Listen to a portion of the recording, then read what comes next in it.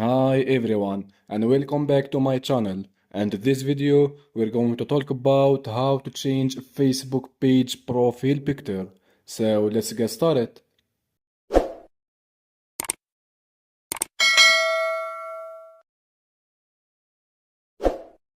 As first step, go to the page by typing here.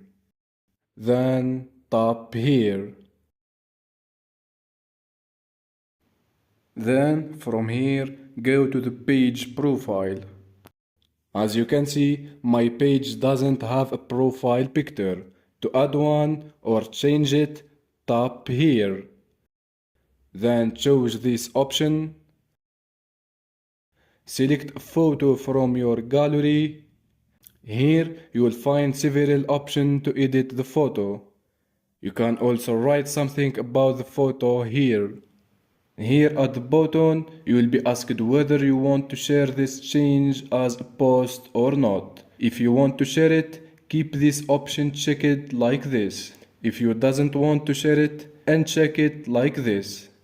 Once you're done, tap on save.